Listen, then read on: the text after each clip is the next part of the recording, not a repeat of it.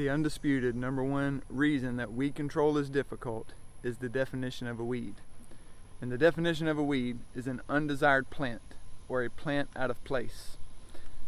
And the reason why that makes it difficult is because if a weed was objective, if it was an object that was not determined on anything that was relative to somebody else or related to something else or somebody else, then we would always know when weed control was successful.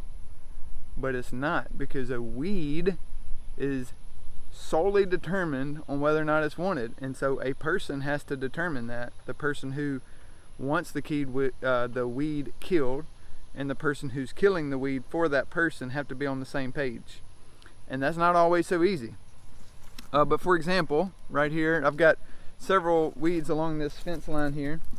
Well, supposedly called weeds. Right here we have a crepe myrtle shoot. A crepe myrtle is not a weed. A crepe myrtle is a tree.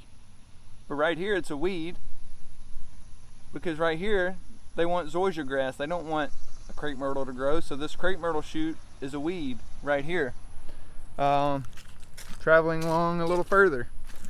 Right here, almost fell down there, we have doveweed.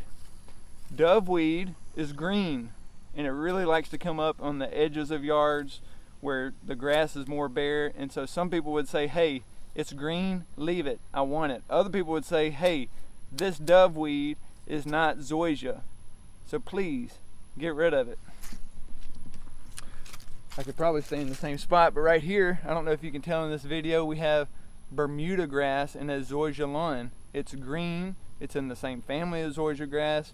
Most people would say, hey, it's green. They can't even really tell the difference, except for some times of the year it changes, and that's also what can make weed control so difficult. Is different times of the year, the different plants are more desired or less desired than others, and other years they blend in, and so then it's not a weed that time of year. It doesn't become a weed except for maybe that 1 or 2 or 3 months period out of the year. Then that's when I don't want it, but otherwise I'm fine with it. I'm okay with it.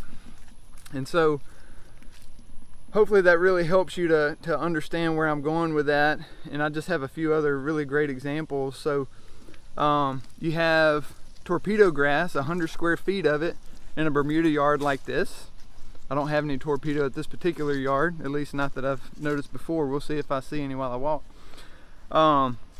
But 100 square feet, that's like if you put a basketball goal on the ground, 10 feet by 10 feet wide, 10 feet wide by 10 feet long. That's 100 square feet. In a big yard, such as this one, that would really stand out. And that would be a weed. But if you have torpedo grass that filled this whole area, 1,000 square feet, this particular area is bigger than 1,000 square feet, but just for example, 1,000 square feet, now it's your yard. Like, it's not necessarily a weed. Right here, when you get into the shade in the corner of a yard, you know why so many yards have different types of turf grass is because different types of turf tolerate different weaknesses or tolerate certain growth conditions that other grasses can't. And so then over time a yard gets St. Augustine in it, Bermuda in it, zoysia in it, different types of grass. And so that makes it relative. Like, well, is the end goal, the person who wants it, you know, are they okay with these different kinds of grass? And if they don't, then it's a weed. And you have to respect that, and you have to go after that. Other people, they say, hey, it's green, just leave it. Dallas grass, it's our number one weed. This yard in particular, you know, they don't want the Dallas grass, except they were okay with it, as long, you know, because they don't want dead spots. But when there's another possibility, such as Tribute Total, well, okay, yeah, now I'm going to call this a weed. I do want this gone.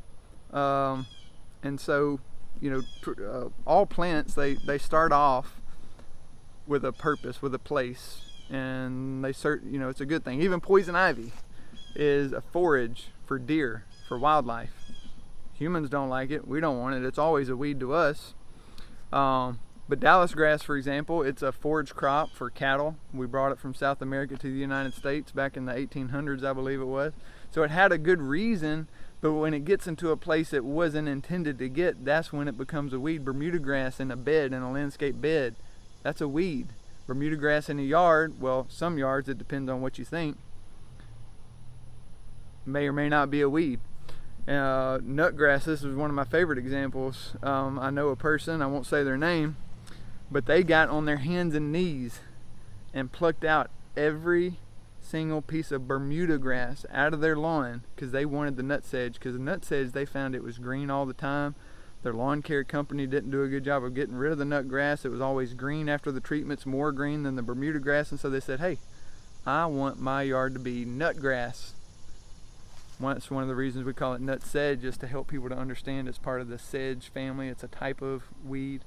But anyway, as you can see, it's highly relative.